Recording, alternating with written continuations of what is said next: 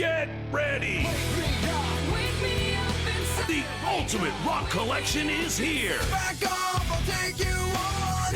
And you'll never get closer than this! It's the Edge 3 CD set, complete with 50 huge hits for only $29.99. Order online right now at MusicSpace.com.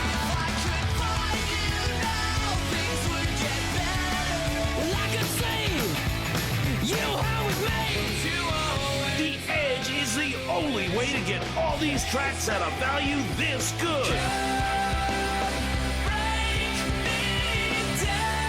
You can't get this 50-track collection in any store. This is all the Edge you need. Get the Edge 3 CD set now. To order, call 1-800-499-7313 or log on to MusicSpace.com. Do it now. All right, today's video is a very specific video about the unique experience of buying CDs in the late 90s and early 2000s. Now, I know a lot of people had this experience. I'm going to focus specifically on the early 2000s experience of buying CDs because that's when I first started really getting into music and getting obsessed with certain bands. So that's what I'm going to focus on, early 2000s, buying physical media, purchasing CDs, compact discs, CDs nuts in your mouth. You guys know what I'm talking about. So anyway, buying CDs, man, what a cool nostalgic thing. And it's just so weird that a lot of people, the majority of people, don't do that anymore. That's just not a thing. I know there's some collectors out there and some people who say, I still do it. Yeah, cool. But it's like not the norm. You know what I mean? We live in the digital age, the streaming age, you know, the Apple Music and Spotify era. So yeah, you don't have as many people, especially not kids, going out and purchasing CDs or having their parents buy CDs for them. So it was a unique point in time, definitely. And now it's gone the way of the video rental store. So I want to talk about it. And the place I went to the most as a kid to buy CDs or have CDs bought for me when I was little was Target. Target was the place to go. And the first CD I remember ever getting at Target, and they had a fantastic selection. It was really, really good. First CD I ever got there was the Beach Boys 10 Best. The Beach Boys 10 Best. R.I.P. Brian Wilson. Still a fan of the Beach Boys to this day. And I don't know why that was the first CD that I picked. Maybe I had heard the name Beach Boys. Maybe my parents suggested it. Maybe my mom thought it was accessible and age appropriate. I don't know, but that was the very first CD that I got. And I still have it somewhere. It's a blue CD. Still have the case somewhere. And if I can find it, if I can dig it up, I will throw it up at the end of this video if I can find it. But yeah, that was the first one I got, and I played the heck out of it. Second CD I ever got was Smash Mouth. And that was the first band I really ever took ownership of and really like found on my own and got into, you know, and I was a huge Smash Mouth fan. And I still am, unapologetically to this day. I think they're a brilliant band, and I think they got very unfairly categorized as like a meme band, you know, and they got lumped in with Shrek and all that. And I think they're a very talented band, and they have a lot of great songs, and I think there's a lot more to them than just All-Star. You know what I mean? Like, you listen to those first 4 albums, Fuss You Mang, Astro Lounge, the Orange and Yellow album, the first one that I got from them, and get the picture. Brilliant. Brilliant, not a bad song on any of those. They are fantastic. Love Smash Mouth. R.I.P. Steve Harwell. But anyway, that was the second CD I ever got, was the Orange and Yellow album, and I played the shit out of it. That was the one with I'm a Believer and Holiday in My Head on it. So freaking good. And that was really the band that kicked it all off for me. That was the one that really got me like super interested in music. I remember we had a 3rd grade talent show, and we lip synced I'm a Believer, the Smash Mouth version, for the talent show. And from there was no looking back. There was no looking back. And actually that CD, that second CD I got, is the one that we lip synced to at the talent show. One of these days I gotta transfer that VHS footage and post it somewhere because, yeah, it's a classic. Anyway, so yeah, the love of Smash Mouth was very strong. And got a lot of great CDs at Target, man. Target was just the place to go. And I went there, back to that original Target, the OG Target, and looked around how it is now. And it's just the grocery section now. It's like the frozen food section is where the CDs used to be, and that's depressing, you know? But I guess, unfortunately, good things can't last forever, you know? But I'll insert the footage of what it looks like now, and you guys can get depressed with me. Right, so I'm in the grocery department, obviously at Target, and right over here is where the CD section used to be, literally right here. Crazy. Now it's a bunch of veggies and frozen food. Right here, man. This was it, all the way up to the wall. And then it kind of had like this lower ceiling overhang, and you could kind of like walk into this little back area where they had CDs. Yeah, this was my Target, man. This was the one, the exact one. Crazy. Right about here would have been the Green Day CDs. Right over here would have been the Tom Petty CDs, right? Yeah. Oh, sweet, Good Charlotte. Brussels sprouts. One thing I will say is they have a halfway decent vinyl selection here. Very few CDs, if any. I think maybe there's like, I don't know. Yeah, a couple. You got this nerd right here, Morgan Wallen. He's all right. But yeah, you got halfway decent selection for the modern era, you know? I always love when you see people looking at vinyl who, you know, don't normally buy vinyl, and they always have to like say the name of the artist and act really excited and like read off every artist. Oh my God, Spice Girls. Oh my God, The Killers. Oh my God, they've got Guns N' Roses. Oh my God. Yeah, we get it. They have artists. Yes. But anyway, decent selection. Decent selection. Oh my God, they got the Beatles. Nirvana, nice. Have this one, definitely. You got a real fast car. Your daddy been drinking too much. Okay, I found a few more CDs. Nothing good, but they have a couple. But yeah, it's predominantly vinyl. But that's about the extent of the vinyl section. It's literally like one rack with two sides. Decent though, better than nothing. Another album that was an absolute masterpiece that blew my mind at the time and still to this day is fantastic was Green Day's American Idiot. And I remember seeing that and just longing for it, seeing it in that glossy plastic wrap on the CD shelf at Target and saying, oh man, I want that. I want that. Like, that is something that like I gotta have. I was absolutely obsessed with that album. And to this day, when I see that album cover, I get kind of excited. I get nostalgic and I get excited. And really glad I got to see those guys perform that album in its entirety. Say what you will about Green Day and their politics and how they are today, but I still love them, man. Specifically because of that album. And hearing that album all the way through was an absolute treat. But yeah, so that was another one I remember getting there. One of the last CDs I remember getting at Target, while they still had CDs, was Tom Petty Highway Companion. Kind of an underrated one. Check it out. Good album. So yeah, Target was fantastic. That was like the go-to for CDs, for physical media. And another one I really liked was Best Buy. Best Buy had arguably the biggest selection, I think, next to Fry's Electronics, if you guys remember that. But Best Buy had all the DVDs. They had all the CDs. I mean, it just seemed like this endless selection you could just get lost in for like an hour. It was great. I got a lot of music there. Got a lot of really good music at Best Buy. And the sad thing is, nowadays, you look at Best Buy, it's a shell of its former self. Yeah, they sell big screen TVs. Yeah, they got laptops. Yeah, they've got some cool stuff. They got some cool NECA toys. But man, I miss that physical media. I miss the DVDs. I miss the CDs. And their CD department was unparalleled. Like I said, between them and Fry's Electronics, like, those were the best. Those were the most extensive. Well, at Best Buy, you can play around with anything you want. Actually, that's half the fun. Best Buy, go ahead, turn on the fun.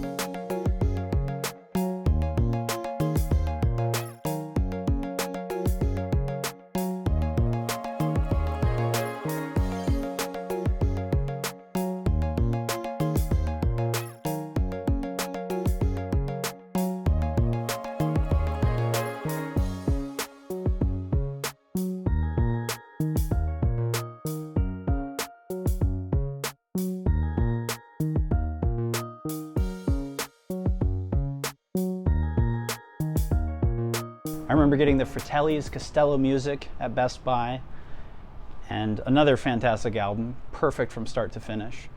And yeah, man, it's really a bummer that stuff had to go away. It's like, I get it, you know, we're in the streaming age, we're in the digital age, but like, I've heard other people talk about this, but I'm gonna weigh in on it. It's like you're renting. Like, you don't own the media. When it comes to Netflix, when it comes to Apple TV, when it comes to Prime, when it comes to Hulu, when it comes to Spotify, when it comes to Apple Music, any of that shit, like, yeah, it's great. Yeah, I'll partake in some of it, sure. But you're renting. You don't own it. It can go away very quickly. You're paying access. You're paying for access to a library that's ever changing. Like, a few weeks ago, I wanted to watch Napoleon Dynamite. Stay home and eat all the freaking chips, Kip. Napoleon, don't be jealous that I've been chatting online with babes all day. Besides, we both know I'm training to become a cage fighter. Couldn't find it on like the 4 platforms that I have. And I didn't feel like digging out the Blu-ray. No idea where it was. I had it somewhere. So I was like, all right. So I ended up renting it on YouTube.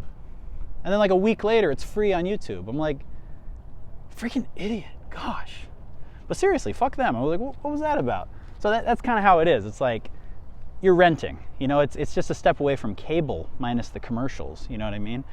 It's like you're paying for a library that you don't actually own. At least when you would buy something before, you had it. You could watch it unlimited amount of times, you know? And there was no fear of it disappearing unless you let one of your friends borrow it and they never returned it. You know what I mean? But aside from that, it's like, it's basically like cable minus the commercials. But anyway, so there are parts of streaming that suck. Do I still like it? Do I still participate in it? Yeah, but it has its downsides too, you know? There's definitely a charm to owning something and having physical media, whether it be CDs or records or Blu-rays or DVDs or whatever. But anyway, yeah, so it definitely makes me miss old Best Buy. And it's just so weird to me now that like kids nowadays don't really have that. Sure, Target has a very small section of movies and a very small section of vinyl. You know, it's a very basic entry-level selection, but at least it's something. But not like what it used to be. It's just so strange how the times change, you know? But I guess that's what it's like getting older. It's kind of depressing and weird. How much you want to make a bet I can throw a football over the mountains? Yeah, if Coach would have put me in fourth quarter, we'd have been state champions, no doubt. No doubt in my mind. You better believe things would have been different. Anyway, third on my list is Barnes & Noble. Man, the Barnes & Noble I remember in particular was up in Prescott at the Prescott Gateway Mall here in Arizona. And they had a banging CD department. It was really, really good. I loved going into Barnes & Noble. And Barnes & Noble still exists, but they don't have the CD department. It's different. The CD section there was so freaking good. I loved walking in there, the smell of coffee, the magazines, the books, and of course the CDs. I remember getting Jet Get Born, their debut CD there, and I can just remember holding it in my hot little hands, being so excited and just loving that album and playing the shit out of it. So freaking good. And one thing I want to talk about with CDs is how securely wrapped up they were. They were so paranoid about them being stolen. They made them like a real bitch to open.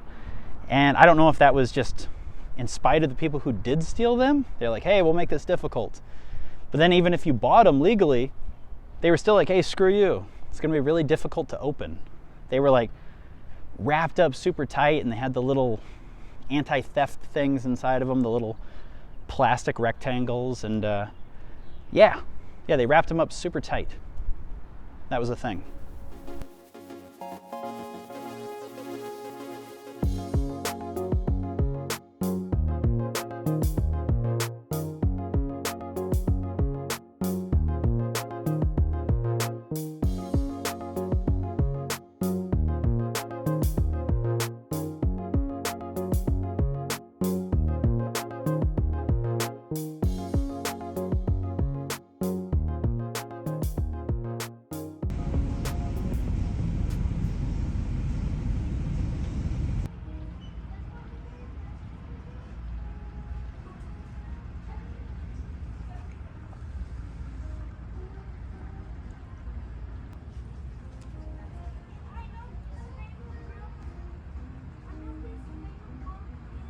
But yeah, Barnes & Noble, absolutely magical. A place I loved getting CDs.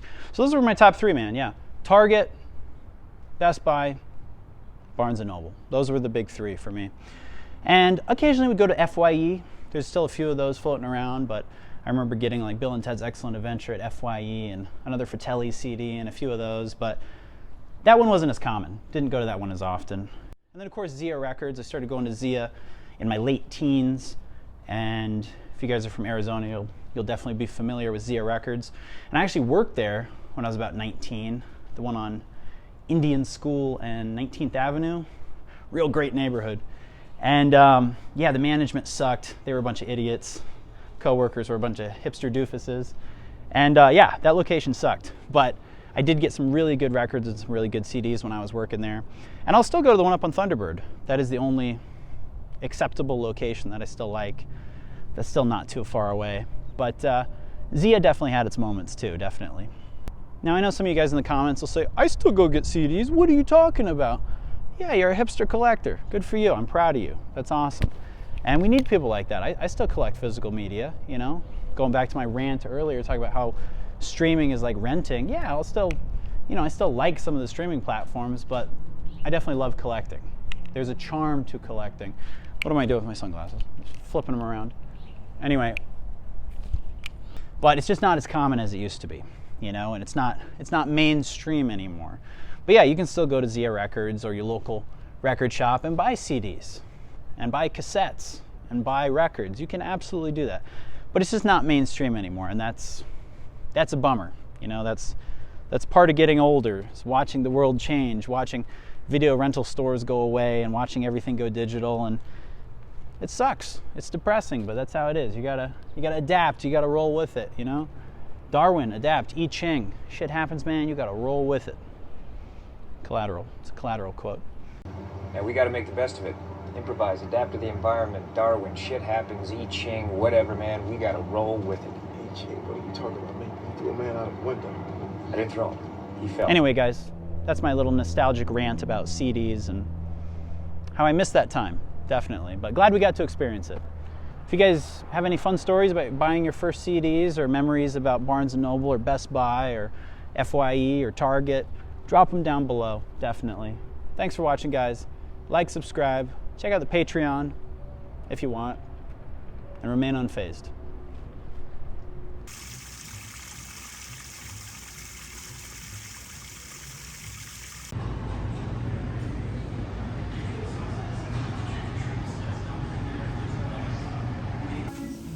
This is the most terrifying chipmunks I've ever seen.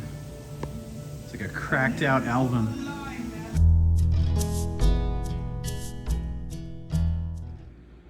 All right, so here it is. I dug through a CD case that I have, and I found 10 Best series, the best of the Beach Boys. Very first CD that I ever owned, right here. Pretty beat up, but not bad for having it since I was like 8. Can't find the case though, I don't know. I'm sure it'll turn up one of these days, but anyway, there's the first CD I ever owned. And here's the second CD I ever owned. Smash Mouth, self-titled. Check it out. Beautiful, 2001. Check it out. Oh, look at that.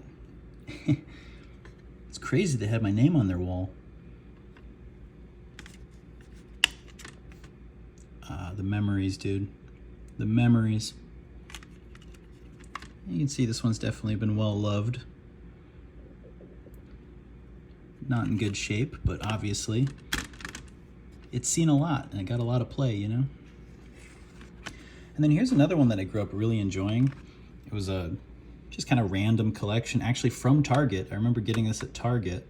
More Sunsplash and Fun. This was a collection that my mom had for road trips. I ended up commandeering it and liking a lot of the bands on here. Doobie Brothers, David Lee Roth, Los Lobos, The Escape Club, Beach Boys. Just kind of one of those random mixes that I listen to a lot. And then this came from Barnes & Noble. Jet Get Born.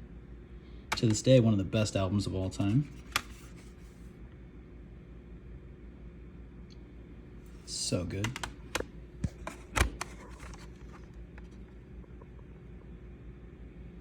Absolute masterpiece. And of course the Raconteurs. I can't remember exactly where this one came from. I want to say Barnes & Noble, but I'm not 100% confident. But there's the first Raconteurs album, absolute masterpiece. So good. This was 2000. It says 2008, but I know this album was earlier than that. This was more like, I want to say 2004, something like that. So good. Had to share those. Let's rescue the Beach Boys from the bottom. That was the first one right there from Target.